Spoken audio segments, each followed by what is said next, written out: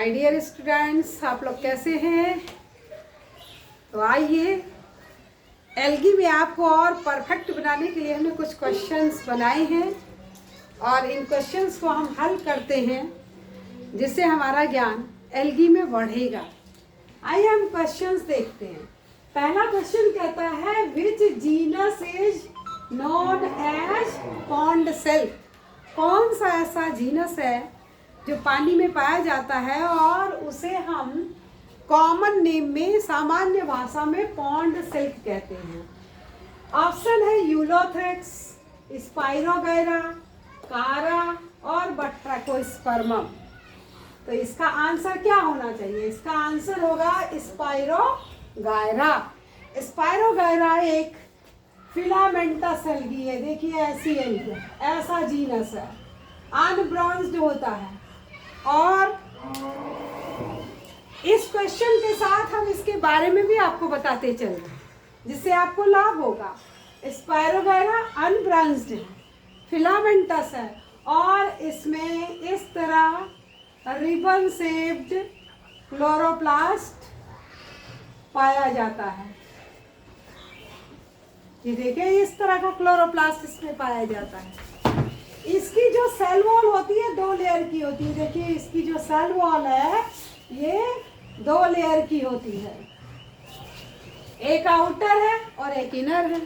जो inner layer होती है वो सेलुलोज की बनी होती है और जो आउटर लेयर होती है ये पैक्टिन की बनी होती है। ये पैक्टिन वाली लेयर, बाहर वाली लेयर पानी में डिजॉल्व होने लगती है और डिजॉल्व होकर के म्यूसिलेज का फॉर्मेशन कर देती है। म्यूसिलेज के फॉर्मेशन कर देने से इसमें चमक आ जाती है और ये सिल्की हो जाती है, चिकनी हो जाती है। यही कारण है कि स्पाइरोगैरा अगर कहीं है और हमारा पैर पड़ जाए उस पर तो निश्चित हम फिसल जाते हैं, क्योंकि पैक्टिन जो होता है वो म्यूसिलेज में कन्वर्ट हो जाता है। तो यहाँ हमारा आंसर क्या हो गया? स्पाइरोगैरा। दूसरे क्वेश्चन को अगर हम देखें, विच जीनस हैज अनब्रांच्ड फिलामेंट। अब यहाँ जितने भी फिलामेंट हैं, यहाँ ओइडोगोनियम को हम बनाते हैं। देखिए ओइडोगोनियम एक ऐसा जीनस है,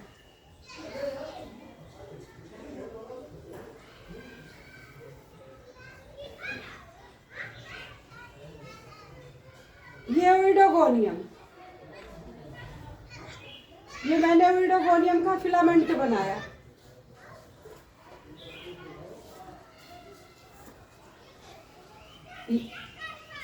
ओइडोगोनियम,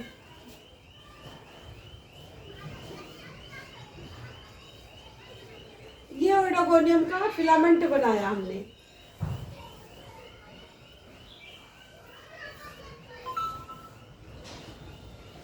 ओइडोगोनियम का फिलामेंट देखिए हमको कैसा दिखाई दे रहा है? अनब्रांच दिखाई दे रहा है। फिलामेंट बिल्कुल सीधा है, इसके अगल बगल कोई लेटरल ब्रांच नहीं दिखाई दे रही है। यहाँ स्पाइरोगैरा में भी हमने यही देखा, इसमें भी लेटरल ब्रांच नहीं दिखाई दे रही है। तो अक्सर एग्जाम में पूछा जाता है कि कौन सा जीनस फिलामेंटस है और लेटरल ब्रांचेस शो कर रहा है, और कौन सा जीनस ऐसा है जिसमें लेटरल ब्रांच नहीं है। तो देखिए यहाँ स्पाइरोगैरा मैंने दिखाया, लेटरल ब्रांच नहीं है। यहाँ देखिए ओइडोगोनियम है, और ओइडोगोनियम की एक चीज़ और आपको इम्पोर्टेंट बताना चाहते हैं, इसका जो क्लोरोप्लास्ट होता है, लुक हियर, ये देखिए जालिकावत होता है। इसमें जो क्लोरोप्लास्ट पाया जा रहा है जिससे ये फोटोसिंथेसिस करेगा, उसका जो शेप है वो कैसा है?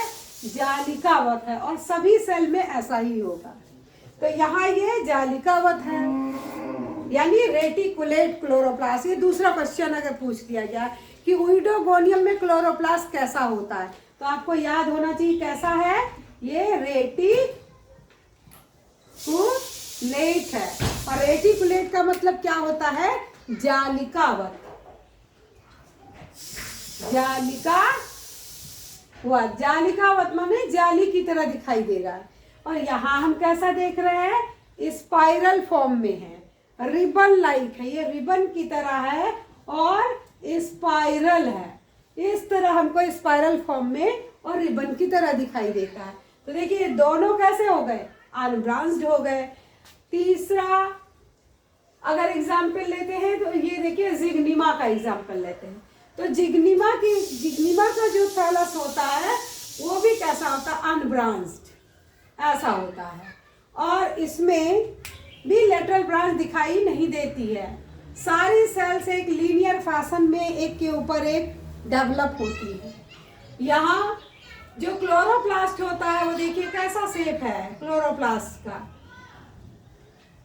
कुछ स्टार शेप स्ट्रक्चर, ऐसा स्टार शेप का जिग्निमा का जो क्लोरोप्लास्ट होता है वो स्टार की तरह होता है, इसे स्टीलेट बोलते हैं, स्टीलेट क्लोरोप्लास्ट। तो देखिए 3 जीनस मैंने बनाया और तीनों का क्लोरोप्लास्ट अलग अलग है। यहाँ स्पाइरोगाइरा में रिबन की तरह, ये क्या है, स्पाइरोगाइरा है। ये क्या है, ओइडोगोनियम, और ये है जिग्निमा। जहां में स्टीलेट टाइप दिखाई दे रहा है, तो यहाँ 3 जीनस, ओइडोगोनियम, जिग्निमा और स्पाइरोगाइरा। और प्रश्न हमारा क्या है कि इनमें कौन से थैलस ऐसे हैं जो अनब्रांच्ड, तो देखिए सभी अनब्रांच्ड हैं। तो आंसर क्या हो जाएगा, यहाँ पर आंसर हो जाएगा ऑल ऑफ अबव, ये आंसर हो जाएगा, क्योंकि ये तीनों अनब्रांच्ड फिलामेंटस एल्गा हैं और तीनों क्लोरोफाइसी को बिलोंग करते हैं। एक क्वेश्चन ये भी बन सकता है कि इनमें से कौन क्लोरोफाइसियन एल्गा है, तो आपको क्या लिखना होगा, ऑल ऑफ अबव। तो देखिए एक क्वेश्चन से मैंने कितने क्वेश्चन आपको बताए, एक ये बताया कि फिलामेंटस है और अनब्रांच्ड है। दूसरा क्वेश्चन क्या बन रहा है, क्लोरोप्लास्ट कैसा है, तो क्लोरोप्लास्ट वेरिएबल है, अलग अलग है, इनका स्पाइरल है, इनका रेटिकुलेट है और इसका स्टीलेट स्टार की तरह है। तीसरा क्वेश्चन कि ये किस क्लास को बिलोंग करते हैं, तो ये सभी के सभी कैसे हैं, क्लोरोफाइसियन एल्गा। इसी तरह अगला क्वेश्चन हम देखते हैं, which algal colony is called coenobium. क्या नॉस्टॉक की कॉलोनी को हम सिनोबियम कहते हैं, या कोलियोकीट को कहते हैं, या वॉलवॉक्स को कहते हैं, या कारा को कहते हैं। तो चलिए हम इन चारों को बना के देखते हैं कि कौन सी कॉलोनी सिनोबियम कहलाएगी। अभी हम ये क्वेश्चन नंबर 3 की बात कर रहे हैं। अगर हम नॉस्टॉक बनाते हैं तो देखिए नॉस्टॉक की कॉलोनी कैसी है, ये नॉस्टॉक की कॉलोनी है। यहाँ सारी सेल्स एक दूसरे से ऐसे गुथी हुई हैं जैसे माला में मोती गुथा जाता है, मोनली फॉर्म दिखाई दे रही है। तो देखिए एक क्वेश्चन ये भी, अगर इन ऑप्शन में एक ऑप्शन नॉस्टॉक होता तो इसको भी हम क्या कहते कि ये फिलामेंटस है और अनब्रांच्ड है। लेकिन ये नॉस्टॉक किस ग्रुप का है, ये ब्लू ग्रीन एल्गी है, यानी इन सब की कोशिकाएं यूकैरियोटिक हैं, लेकिन इसकी कोशिका कैसी होगी, प्रोकैरियोटिक होगी। इसकी कोशिका का जो न्यूक्लियस होगा वो डेवलप्ड नहीं होगा। अब एक क्वेश्चन ऐसे भी पूछा जा सकता है कि इनमें से कौन सा एल्गा ऐसा है जिसके पास प्रोकैरियोटिक सेल है, ये नॉस्टॉक है।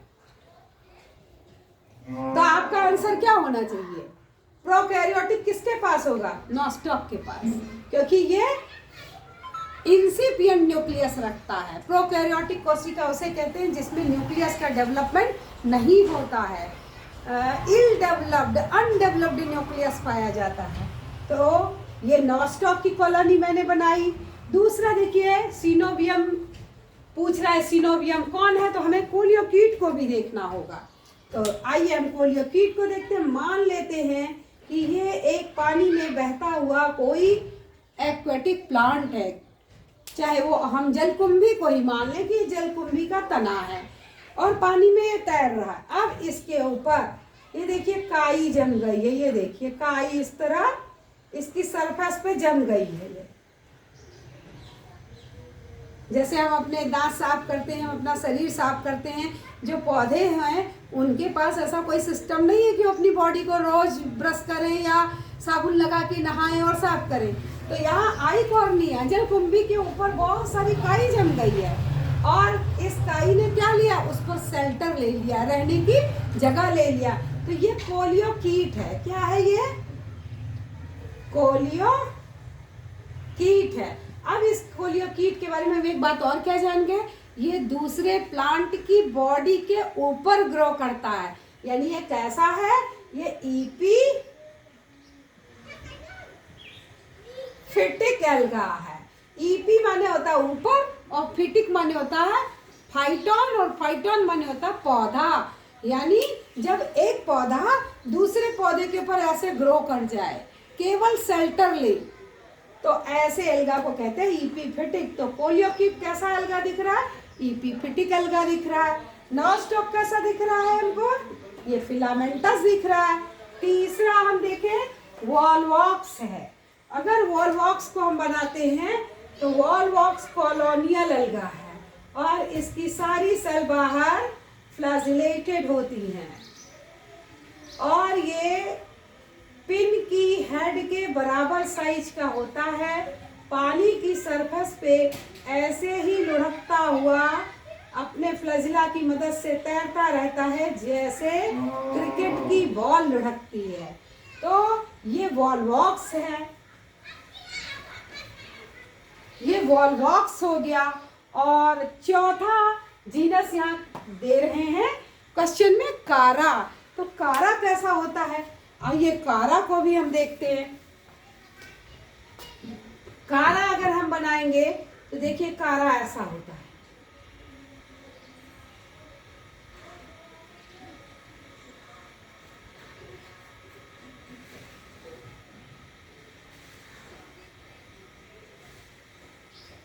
ये कारा है।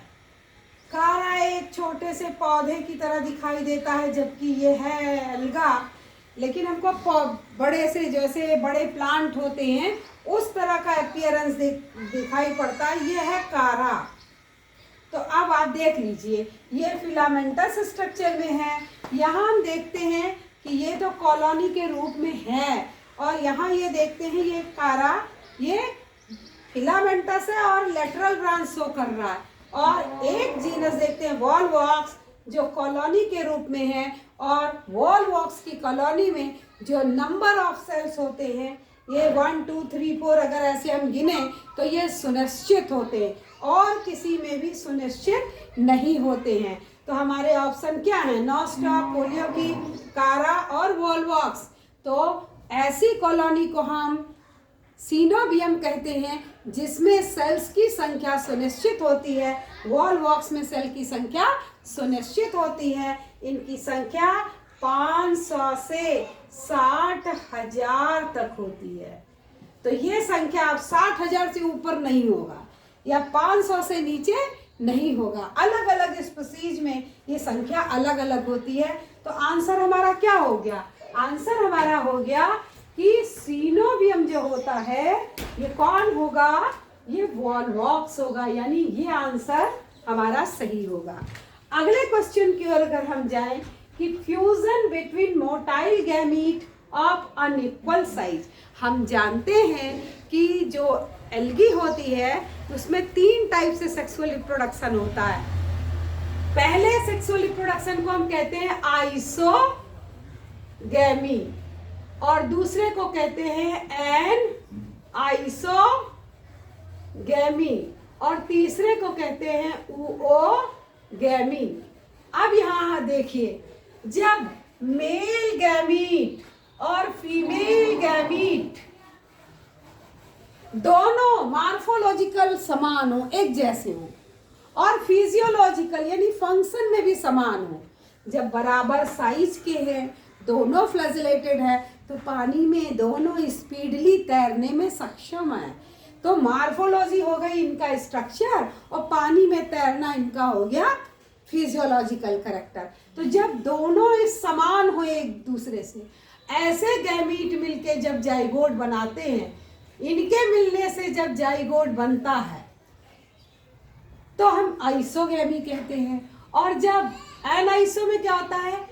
मेल का गैमीट छोटा होता है और फीमेल की जो गैमीट होती है वो साइज में बड़ी होती है।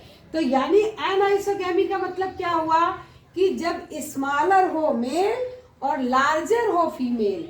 मेल गैमीट कैसा है, छोटा, और फीमेल गैमीट कैसी है, बड़ी। जब इन दोनों के फ्यूजन से जाइगोट बन जाए तो ऐसे फ्यूजन को, ऐसे दोनों के मिलन को हम एनाइसोगैमी कहते हैं।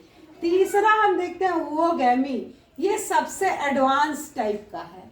इसमें मेल गैमीट जो होता है वो तो फ्लैजिलेटेड होता है, ये मेल है, और फीमेल गैमीट फ्लैजिलेटेड नहीं होती है। इन दोनों के केस में हम देखते हैं दोनों एक दूसरे के पास आते हैं। इस केस में देखते हैं मेल गैमीट तेजी से फीमेल की ओर जाएगा और फीमेल गैमीट धीरे धीरे मेल की ओर आएगी। क्यों, भारी है, वजन है इसके पास। और ओवोगैमी में हम देखते हैं कि फीमेल गैमीट कभी भी मेल गैमीट की ओर नहीं जाएगी, क्योंकि इसके पास चलने के लिए, तैरने के लिए फ्लैजिला नहीं है। मेल गैमीट ही सदैव फीमेल गैमीट पर आएगा और इसकी बॉडी से अटैच होगा और फ्यूजन से जाइगोट बनाएगा। तो यहाँ एक क्वेश्चन ये भी पूछा जा सकता है कि एल्गी के सेक्सुअल रिप्रोडक्शन में आइसोगैमी, एनाइसोगैमी और ओवोगैमी में सबसे प्रिमिटिव कौन सा रिप्रोडक्शन है? तो याद कर लीजिए, ये सबसे प्रिमिटिव है। क्यों? क्योंकि हम पहचान ही नहीं पा रहे हैं which one is male, which one is female, कौन मेल है, कौन फीमेल है। जो अपना प्रोटोप्लाज्म, जो अपना न्यूक्लियस दे देगा वो मेल कहलाएगा, जो रिसीव कर लेगी वो फीमेल कहलाएगी। तो ये क्या हो गया, ये प्रिमिटिव टाइप हो गया, प्राथमिक टाइप हो गया। और ओवोगैमी में हम बहुत अच्छी तरह देख रहे हैं, एक जा रहा है, दूसरी अपने स्थान पर है। तो ये फ्लैजिलेटेड है और इसके पास फ्लैजिला नहीं है। तो ऐसा फ्यूजन ओवोगैमी कहलाता है। और एल्गी के केस में ओवोगैमी सबसे एडवांस रिप्रोडक्शन है। तो देखिए एक क्वेश्चन ऐसे बनाया जा सकता है कि एल्गी में सेक्सुअल रिप्रोडक्शन का प्रिमिटिव मेथड कौन सा? तो प्रिमिटिव ये है। दूसरा क्वेश्चन ऐसे बनाया जा सकता है कि एल्गी के केस में सेक्सुअल रिप्रोडक्शन के समय सबसे एडवांस टाइप का फ्यूजन कौन सा है? तो आंसर क्या हो जाएगा, ओवोगैमी है। इस तरह से ऐसे क्वेश्चन बनाया जा सकता है। एक क्वेश्चन और यहाँ बन सकता है, पूछा जा सकता है, कई जीनस का नाम दे देगा, स्पाइरोगायरा, जिग्निमा, और क्या बनाया मैंने, ओइडोगोनियम, नॉस्टॉक, ये कोई भी एल्गी का नाम लिख दिया जाएगा और लिखा जाएगा क्या कि इसमें से कौन सा एल्गा या कौन सा जीनस ऐसा है जिसमें तीनों प्रकार का रिप्रोडक्शन हो। और ऑप्शन में दे दिया जाए ओइडोगोनियम, स्पाइरोगायरा, नॉस्टॉक और एक एग्जाम्पल हो क्लेमाइडोमोनास। क्या मैंने कहा, क्लेमाइडोमोनास। तो हमको क्या याद करना है कि एल्गी में ये 3 सेक्सुअल रिप्रोडक्शन के फ्यूजन के मेथड है और किसी भी जीनस में ये तीनों प्रकार नहीं पाया जाता है, लेकिन क्लेमाइडोमोनास में तीनों प्रकार का सेक्सुअल रिप्रोडक्शन होता है। तो आपको एग्जाम्पल याद हुआ कि किसमें तीनों प्रकार का रिप्रोडक्शन है, क्लेमाइडोमोनास में। एक क्वेश्चन ऐसे भी आ सकता है कि which alga shows evolution of the algae, कौन सा ऐसा, which genus shows evolution of the alga, मतलब कौन सा जीनस ऐसा है जो एल्गी के इवोल्यूशन पर प्रकाश डालता है। तो और किसी एल्गा का नाम हम नहीं ले पाएंगे, हम किसका नाम लेंगे, क्लेमाइडोमोनास का। क्यों लेंगे, क्योंकि क्लेमाइडोमोनास में तीनों प्रकार का रिप्रोडक्शन है सेक्सुअल। तो हम जान सकते हैं कि क्लेमाइडोमोनास आइसोगैमी से कैसे एनाइसोगैमी इसने डेवलप किया होगा और एनाइसो से कैसे ओवोगैमी डेवलप हुआ होगा। तो तीनों प्रकार का रिप्रोडक्शन चूंकि क्लेमाइडोमोनास में पाया जाता है, इसलिए ये एल्गी के इवोल्यूशन पर प्रकाश डालता है। तो देखिए एक क्वेश्चन से कितने क्वेश्चन मैंने आपको बताकर समझाने की कोशिश की है। तो यहाँ पे आंसर क्या हो जाएगा, fusion between motile gamete of unequal size के और कौन से गैमीट, मोटाइल, साफ साफ क्वेश्चन कह रहा है मोटाइल गैमीट। मोटाइल माने जिसके पास फ्लैजिला हो और साइज कैसी अनइक्वल हो। तो यहाँ कौन है अनइक्वल, कौन है ये है, और दोनों मोटाइल है। तो आंसर क्या हो जाएगा एन आइसोगैमी। इस तरह अगला क्वेश्चन कहता है कि पैरेनॉइड क्या है। अब हम पैरेनॉइड आपको बना के यहाँ दिखाना चाहेंगे कि मान लिया कि ये क्लेमाइडोमोनास है, ये इसके बेसल ग्रेनुल, ये कंट्रैक्टाइल वैक्यूल, ये इसका फ्लैजिला है और इसमें कप शेप में पाया जाता है।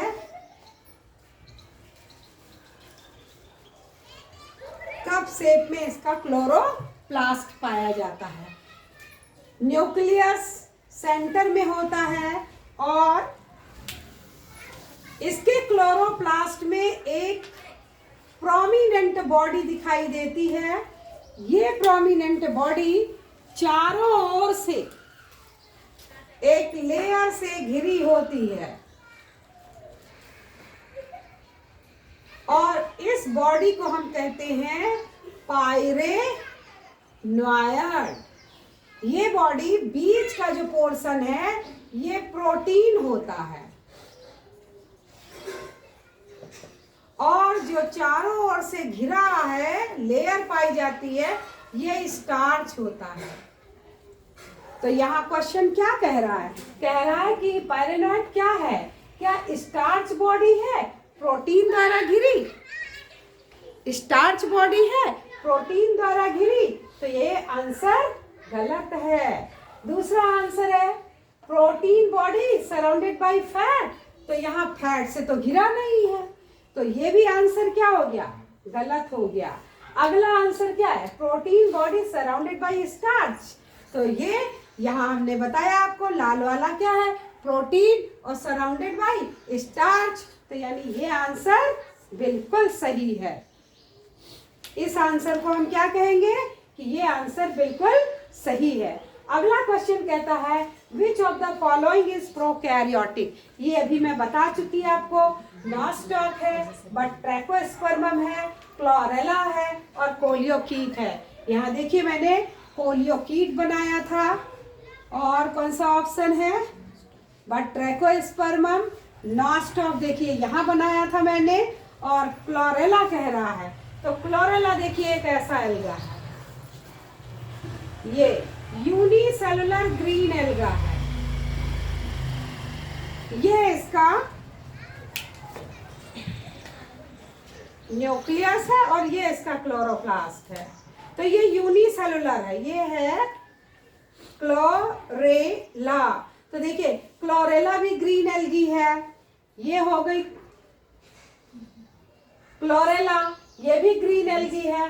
बट्रैकोस्पर्मम ये रोडोफाइसी का है। यहाँ हमको रोडोफाइसी के बट्रैकोस्पर्मम में एक बात जरूर जानना होगा कि Batrachospermum while it is red algae, जबकि ये रेड एल्गी है, लेकिन ये पाई कहाँ जाती है बट्रैकोस्पर्मम, ये फ्रेश वाटर में पाया जाता है और अक्सर बहुत से एग्जाम में ये पूछा जाता है। तो इसको हमें क्या ध्यान देना है, ये रेड एल्गी है, रेड एल्गा है, लेकिन रेड एल्गी है, रेड एल्गा है ये, लेकिन ये पाया कहाँ जाता है, पाया जाता है ये फ्रेश वाटर में।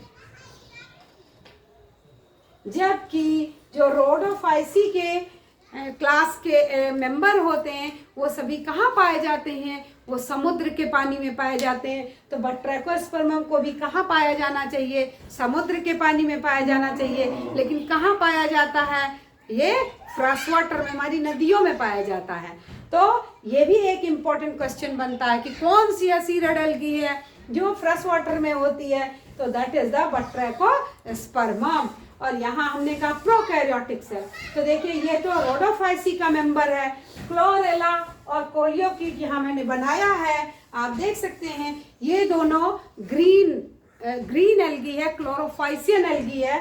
केवल एक अकेला बचा नॉस्टॉक। नॉस्टॉक इसका आंसर होगा, क्योंकि हम जानते हैं कि एल्गी पूरी दुनिया में जितनी भी एल्गी है उसमें केवल ब्लू ग्रीन एल्गी ऐसी होती है जो प्रोकैरियोटिक होती है, इसकी कोशिका में जो न्यूक्लियस होता है वो डेवलप्ड नहीं होता। तो यानी इसका आंसर नॉस्टॉक हुआ।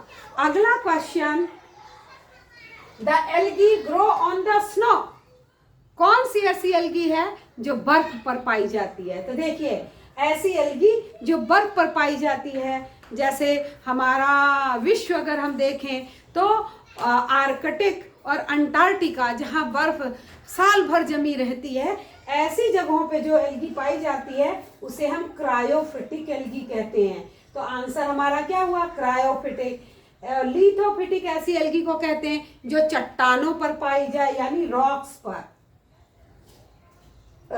पर चट्टानों पे जो एल्गी पाई जाती है उन्हें हम लिथोफिटिक कहते हैं।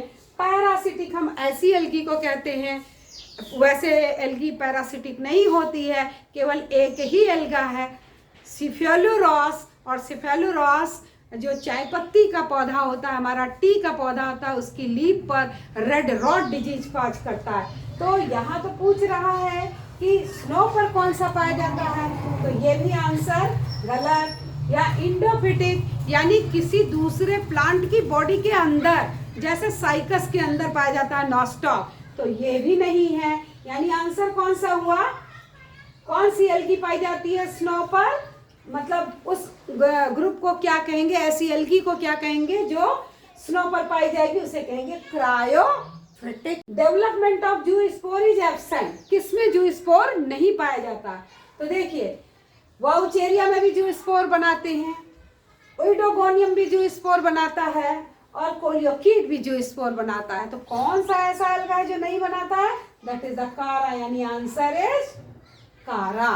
तो इस तरह मैंने आज आपको 8 क्वेश्चन बना के केवल ये समझाने की कोशिश की है कि इसी तरीके से हम आपको और भी क्वेश्चंस सॉल्व कराते रहेंगे, बताते रहेंगे, जिससे आपका नॉलेज लेवल बढ़े और एक ही क्वेश्चन से कई क्वेश्चन हम बना बना के आपका जो ज्ञान है इस एल्गी के क्षेत्र में उसे बढ़ाने का हम प्रयास करेंगे।